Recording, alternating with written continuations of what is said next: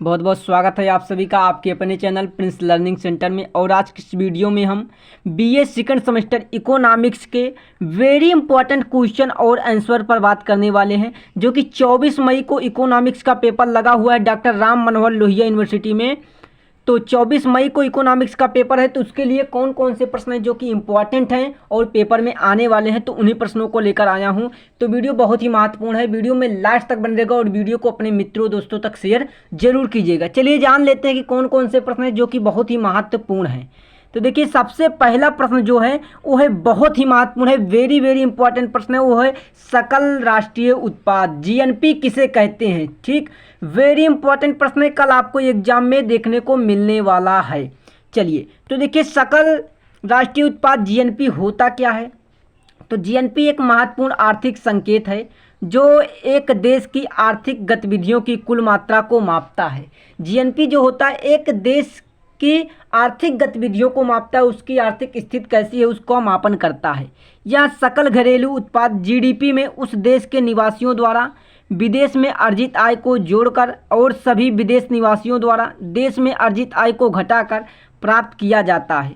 GNP का उपयोग राष्ट्रीय आय विकास दर और आर्थिक नीति निर्धारण में किया जाता है। तो जीएनपी जो होता है इसका उपयोग कहाँ कहाँ किया जाता है, राष्ट्रीय आय में, विकास दर और आर्थिक नीति निर्धारण में जीएनपी का प्रयोग किया जाता है। ठीक, तो जीएनपी ये होता है, वेरी इंपॉर्टेंट प्रश्न है, कल आपको 100% ये आपके पेपर में आने की इसकी संभावनाएं तय की गई हैं। ठीक, तो कल आपके पेपर में प्रश्न देखने को मिलने वाला है जीएनपी सकल राष्ट्रीय उत्पाद। और अगला इंपॉर्टेंट प्रश्न जो है आपका हरित लेखांकन, वेरी वेरी इंपॉर्टेंट प्रश्न ये भी है।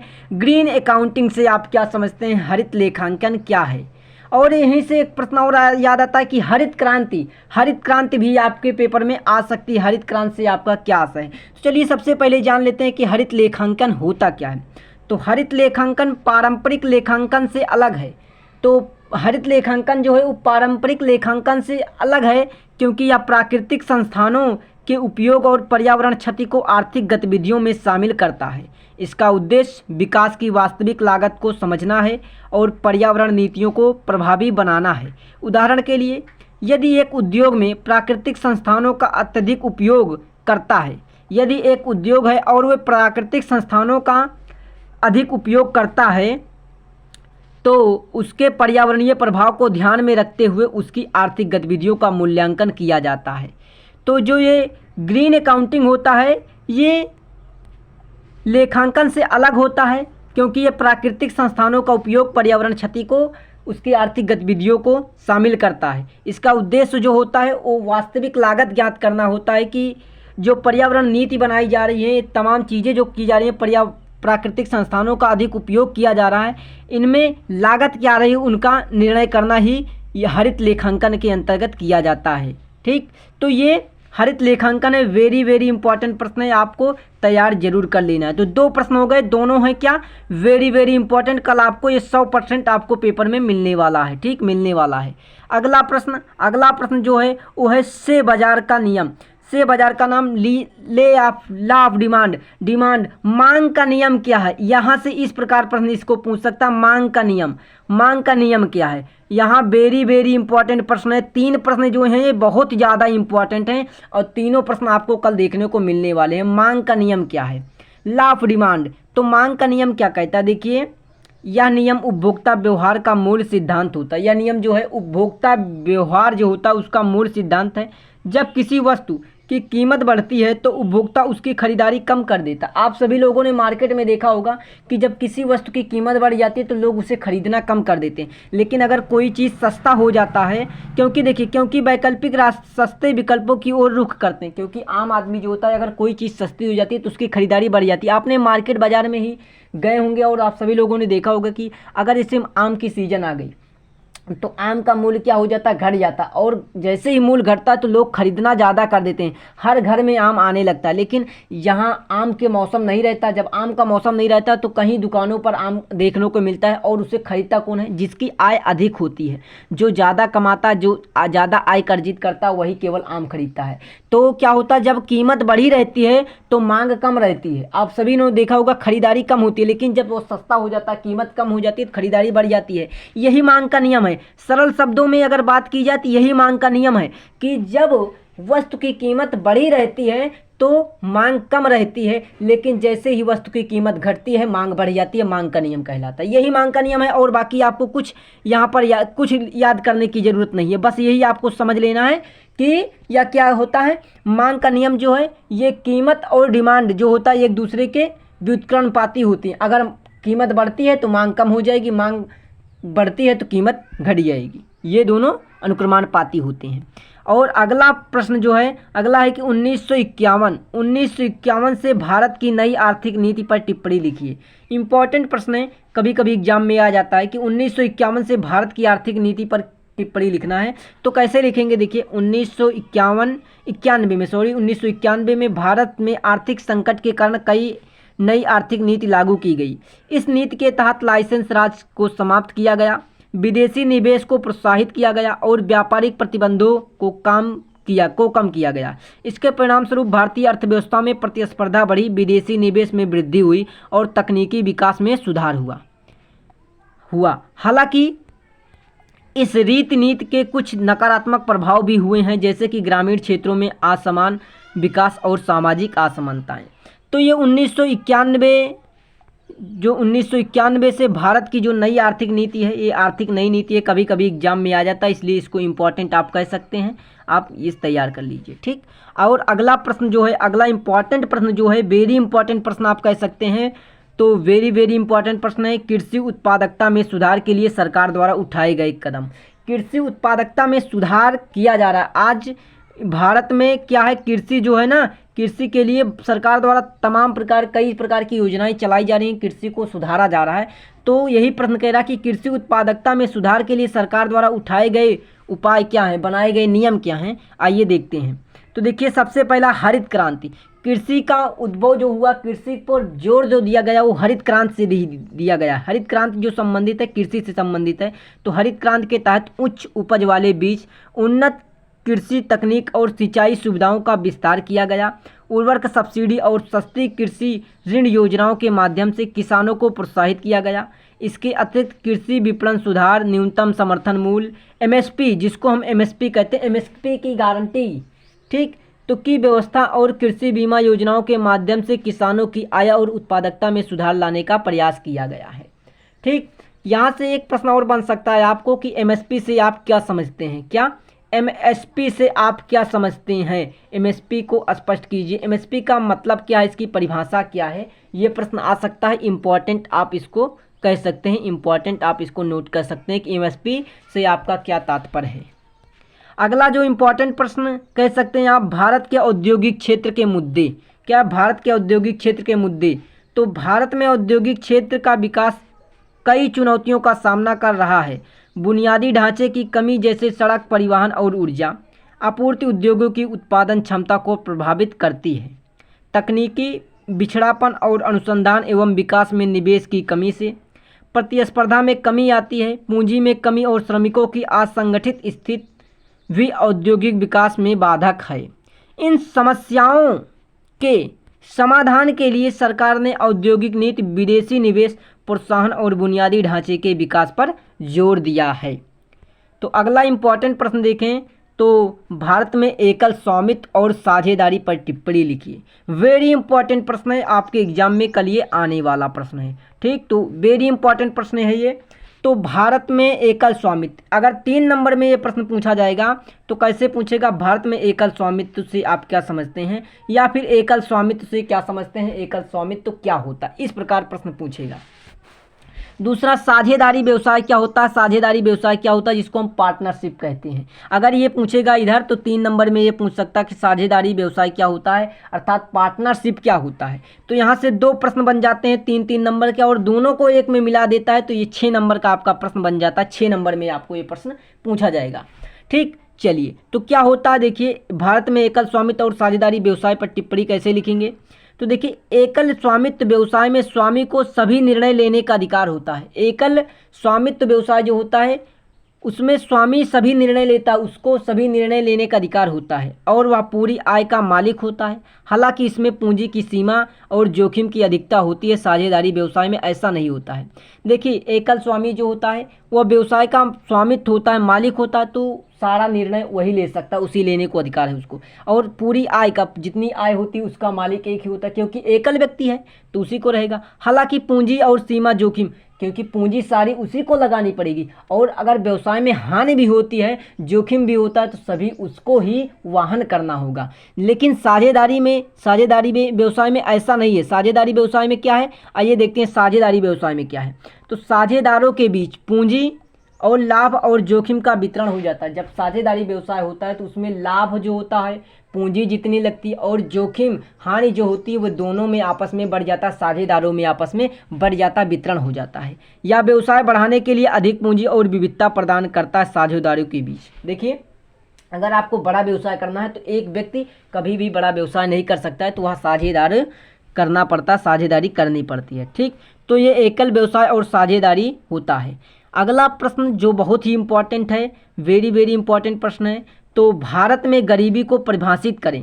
3 नंबर में प्रश्न आपसे पूछ सकता है कि भारत में गरीबी क्या है, या गरीबी से आपका क्या आशय है। ठीक, भारत में गरीबी को परिभाषित करें, गरीबी को कम करने के लिए सरकार द्वारा अपनाए गए उपाय। ये प्रश्न आपको 10 नंबर में पूछेगा, 10.5 नंबर में, लॉन्ग में पूछेगा, या फिर 6 नंबर में पूछेगा। ठीक, अगर इतना पूरा प्रश्न पूछता है 6 नंबर में, 10.5 नंबर में पूछने वाला है प्रश्न। चलिए, इसको कैसे परिभाषित करेंगे, पहले हम गरीबी की परिभाषा देखते हैं। अगर 3 नंबर में पूछेगा गरीबी की परिभाषा या गरीबी से आप क्या तात्पर्य है, तो गरीबी का अर्थ क्या है, वह स्थिति जिसमें व्यक्ति की आय और संसाधन इस हद तक सीमित होते हैं कि वह अपनी बुनियादी आवश्यकताएं जैसे खाद्य, वस्त्र, आवास, शिक्षा और स्वास्थ्य सेवा पूरी नहीं कर सकता। भारत में गरीबी को गरीबी रेखा के माध्यम से मापा जाता है। यह एक ऐसी आय सीमा है जिसके नीचे जीवन जीने वाले को गरीब माना जाता है। भारत में तेंदुलकर समिति और रंगराजन समिति ने अलग अलग मापदंडों पर गरीबी रेखा को की परिभाषा दी है। तो गरीबी, भारत में गरीबी के प्रमुख कारण कौन कौन से हैं, कौन कौन से कारण हैं जो भारत में गरीबी के कारण बने हैं। तो आइए देखते हैं। पहला है जनसंख्या वृद्धि। भारत में काफ़ी मात्रा में जनसंख्या, लगभग आज देखा जाए तो 140 करोड़ जनसंख्या हो चुकी है, 140 करोड़ जनसंख्या हो चुकी है। तो कहीं ना कहीं जो गरीबी के कारण है, जनसंख्या वृद्धि भी गरीबी का कारण है, क्योंकि गरीबी कहाँ से आती है, जब लोगों को रोजगार नहीं मिलेगा तो गरीबी आएगी ही। संख्या ज़्यादा है, रोजगार कम है। दूसरा है बेरोजगारी और अल्प रोजगार। बेरोजगारी तो है ही, अल्प रोजगार, रोजगार की कहीं उम्मीद ही नहीं है। तीसरा है शिक्षा की कमी। अगर शिक्षा नहीं रहेगी, शिक्षा की कमी के कारण भी क्या होता है, गरीबी का वाहन करना पड़ता है, गरीबी आती है। अगला है कि असमान संपत्ति वितरण। अगर किसी को कम संपत्ति दे दी जाए और किसी को ज़्यादा संपत्ति दी जाए तो वहाँ पर गरीबी होगी ही। जिसको कम संपत्ति मिलेगी वो गरीब रहेगा, जिसको ज़्यादा मिलेगी वो अमीर रहेगा। ठीक, अगला है कृषि पर अत्यधिक निर्भरता। अगर हम कृषि पर अत्यधिक निर्भर रहेंगे तो गरीबी आएगी ही।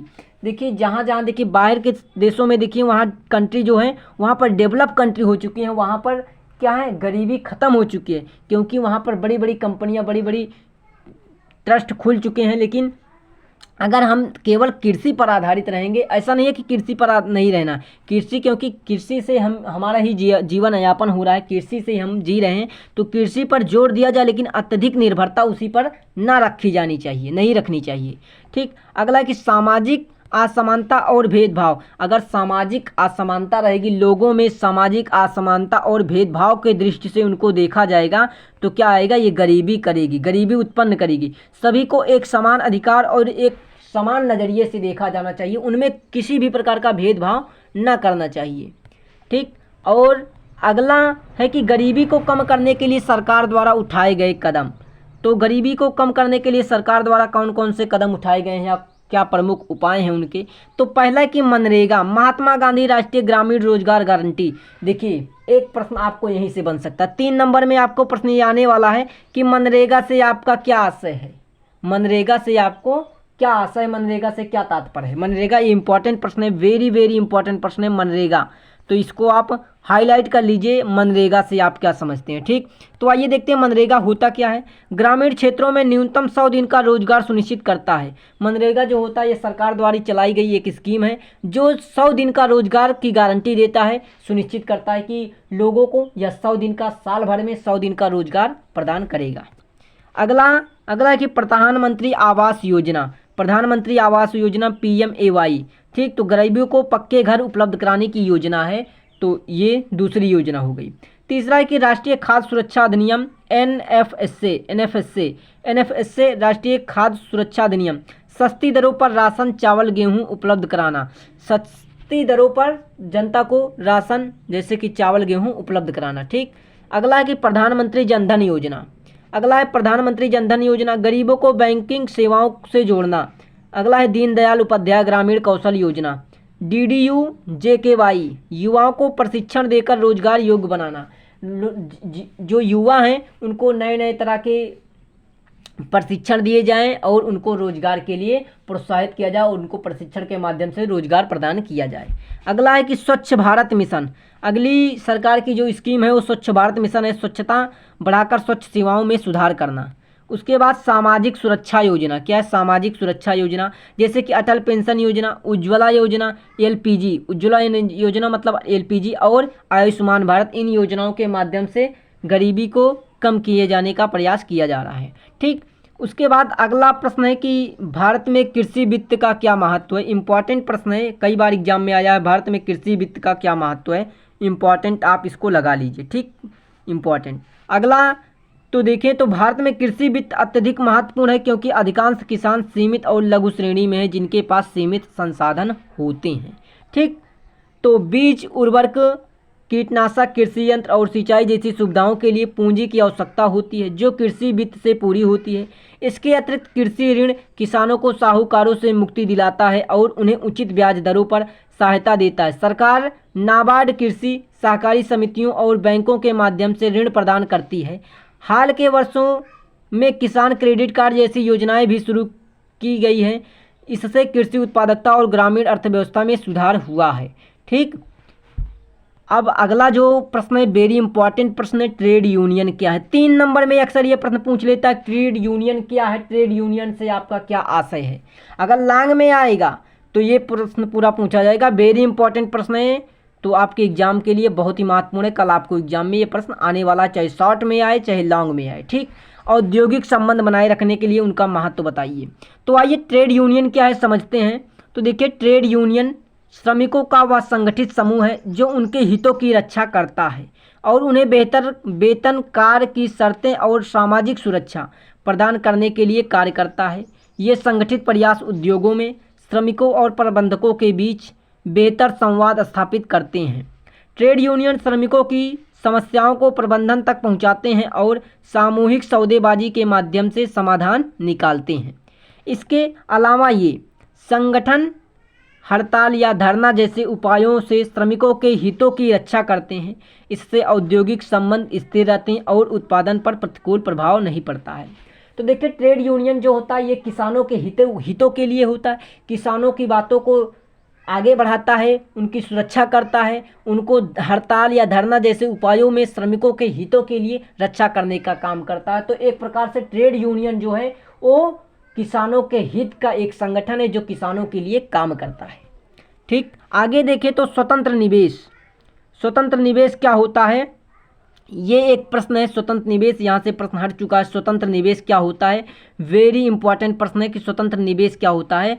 ये आपके एग्जाम में आ सकता है और आने की इसकी पूरी 100% संभावना है कि कल आपके पेपर में 3 नंबर में आपका प्रश्न आने वाला है, 3 नंबर में। ठीक, तो स्वतंत्र निवेश क्या होता है, वह होता है स्वतंत्र निवेश जो आर्थिक स्थिति या आय के स्तर पर प्रभावित नहीं होता है। यह आमतौर पर सरकार या बड़ी कंपनियों द्वारा किया जाता है, या आमतौर पर सरकार द्वारा या बड़ी कंपनियों द्वारा किया जाता है, जैसे सड़क, पुल, बांध आदि पर निवेश, प्रेरित निवेश। इसके विपरीत आय में वृद्धि या कमी के आधार पर बदलता है। जैसे जैसे उपभोक्ता की क्रय शक्ति बढ़ती है, कंपनियां उत्पादन बढ़ाने के लिए निवेश करती है और यह बाजार की मांग पर आधारित होता है। इससे अंतर यह समझना है कि आर्थिक चक्रों में निवेश की नीति निर्धारण में मदद करने का कार्य करता है। ठीक, उसके बाद अगला प्रश्न है कि निरपेक्ष आय परिकल्पना की व्याख्या कीजिए। इम्पॉर्टेंट प्रश्न है, कई बार एग्जाम में आया है कि निरपेक्ष आय से आप क्या समझते हैं। तो निरपेक्ष आय परिकल्पना की व्याख्या करना है यहाँ पर। तो देखिए क्या है निरपेक्ष आय की परिकल्पना। यह परिकल्पना अर्थशास्त्री जॉन मेनार्ड केन्स द्वारा की गई थी। इसके अनुसार उपभोक्ता की खपत उसकी वर्तमान आय पर निर्भर करती है, न कि भविष्य की अपेक्षित आय या पिछले अनुभवों पर। जैसे जैसे व्यक्ति की आय बढ़ती है वह उपभोग में भी वृद्धि करता है, लेकिन आय में वृद्धि के अनुपात में नहीं। इसका अर्थ यह हुआ कि अमीर लोग अपनी आय का अपेक्षाकृत कम हिस्सा खर्च करते हैं और अधिक बचत करते हैं। यह सिद्धांत अल्पकालिक खपत व्यवहार को समझने में सहायक है, लेकिन दीर्घकालिक विश्लेषण में इसकी सीमाएं हैं। ठीक, तो ये होता है। अगला है फिलिप्स वक्र की विवेचना कीजिए। फिलिप्स वक्र क्या होता है, तो फिलिप्स वक्र की विवेचना कीजिए। इंपॉर्टेंट प्रश्न है, तो आप इसको स्टार लगा सकते हैं, इंपॉर्टेंट कह सकते हैं, एग्जाम में आने की 100% गारंटी है।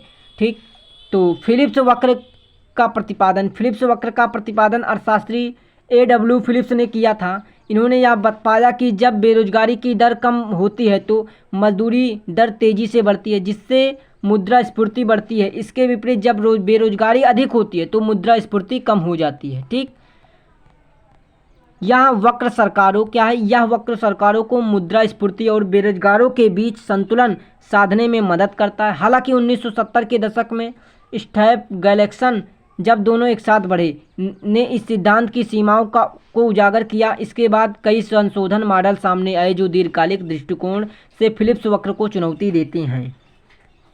और इसके बाद जो अगला प्रश्न है इंपॉर्टेंट प्रश्न है मुद्रास्फीति से क्या अभिप्राय है। ये प्रश्न वेरी वेरी इंपॉर्टेंट आप कह सकते हैं, वेरी वेरी इंपॉर्टेंट। अगर ये पूछता है कि मुद्रास्फीति से क्या अभिप्राय है तो ये आपको 3 नंबर में पूछेगा, लेकिन जब पूरा पूछेगा कि मुद्रास्फीति से क्या अभिप्राय, इसके कारणों तथा प्रभावों की व्याख्या कीजिए, तो आपको ये लॉन्ग में पूछेगा, 10.5 नंबर में ये प्रश्न आपको पूछेगा। ठीक, तो आइए देखते हैं कि मुद्रास्फीति से क्या आशय है, मुद्रास्फीति क्या होती है। तो मुद्रास्फीति का अर्थ समय के साथ वस्तुओं और सेवाओं की कीमतों में निरंतर वृद्धि है। जब मुद्रा की कार्य शक्ति घटती है तब मुद्रास्फीति होती है।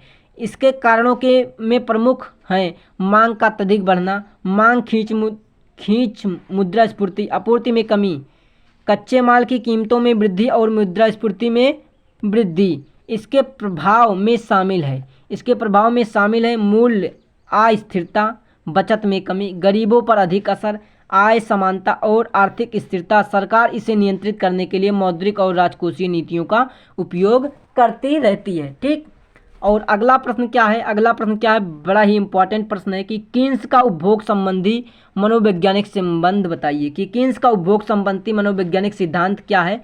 वेरी इंपॉर्टेंट नहीं कह सकते, लेकिन इंपॉर्टेंट तो ज़रूर है, क्योंकि आपके पेपर में कल आने की इसकी 99% संभावना है कि आपके पेपर में कल 6 नंबर में ये प्रश्न आने वाला है, 6 नंबर में आने वाला है। ठीक, 6 नंबर में। तो चलिए देखते हैं क्या होता है। तो कीन्स ने कहा कि उपभोक्ता अपनी आय का कुछ हिस्सा खर्च करते हैं और शेष बचाते हैं। कीन्स ने कहा कि उपभोक्ता जो होते हैं वो अपनी आय का कुछ हिस्सा खर्च करते हैं और बाकी बचा लेते हैं। उन्होंने यह समझाया कि जैसे जैसे आय बढ़ती है उपभोग भी बढ़ता है, लेकिन उपभोग की दर घटती जाती है। जैसे जैसे आय बढ़ती है उपभोग बढ़ता है, लेकिन उपभोग की दर घटती जाती है। इसके मुख्य तत्व इस प्रकार हैं। तो इसके मुख्य तत्व क्या क्या हैं। नंबर 1 की औसत उपभोग प्रवृत्ति APC, कुल उपभोग बटे कुल आय। दूसरा कि सीमांत उपभोग प्रवृत्ति MPC, आय में वृद्धि से उपभोक्ता में हुई वृद्धि का अनुपात। अगला कि प्रेरित उपभोग, वह उपभोग जो आय में वृद्धि के कारण होता है। इस सिद्धांत का प्रयोग राजकोषीय नीतियों में किया जाता है ताकि सरकार उपभोग को बढ़ाकर आर्थिक गतिविधियों को प्रोत्साहित कर सके। ठीक, और इसके बाद अगला प्रश्न जो है वह औसत उपयोग प्रवृत्ति तथा सीमांत प्रवृत्ति में अंतर स्पष्ट कीजिए। वेरी इंपॉर्टेंट प्रश्न है, वेरी इंपॉर्टेंट प्रश्न है। ठीक, वेरी इंपॉर्टेंट प्रश्न है। तो क्या है कि औसत उपभोग प्रवृत्ति तथा सीमांत उपभोग प्रवृत्ति में अंतर। कभी कभी अलग अलग पूछ लेता है कि औसत उपभोग प्रवृत्ति क्या सही क्या समझते हैं और सीमांत उपभोग प्रवृत्ति क्या है। तो इस प्रकार भी प्रश्न अलग अलग पूछ लेता है, लेकिन यहाँ पर जब अंतर पूछेगा आपसे तो ये 6 नंबर में हमेशा पूछेगा, अंतर पूछेगा। जब अगर एक एक पूछेगा तो 3-3 नंबर में आपसे पूछ सकता है। ठीक, तो आइए देखते हैं कि क्या होता है औसत उपयोग प्रवृत्ति और सीमांत उपयोग प्रवृत्ति। देखिए APC एवरेज प्रोसेंटिटी टू कंज्यूम, कुल उपभोग बटे कुल आय। ठीक, MPC क्या होता है, एमपीसी जो होता है उपभोग बटे आय, उपभोग बटे आय। ठीक, उदाहरण के लिए देखें तो यदि किसी व्यक्ति की कुल आय 10,000 है और वह खर्च 8,000 करता है तो एपीसी क्या हो जाएगा 0.8। यदि उसकी आय 10,000 बढ़ती है और वह 700 खर्च करता है तो एमपीसी हो जाएगा 0.7। ठीक, एमपीसी का आर्थिक नीति निर्धारण में अधिक महत्वपूर्ण होता है क्योंकि यह दिखाता है कि आय में वृद्धि होने पर उपभोक्ता कितना खर्च करेगा। इससे मांग पर पड़ने वाले प्रभाव का पूर्वानुमान लगाया जा सकता है। तो दोस्तों आज की इस वीडियो में हमने ये इम्पॉर्टेंट प्रश्न देखे हैं। तो ये इम्पॉर्टेंट प्रश्न कल आपके एग्ज़ाम में आने वाले हैं, तो वीडियो को ज़्यादा से ज़्यादा लोगों तक शेयर कीजिएगा। चैनल पर पहली बार आए तो चैनल को सब्सक्राइब करना ना भूलिएगा। मिलते हैं ऐसे ही नेक्स्ट वीडियो में, तब तक के लिए आप सभी को थैंक यू।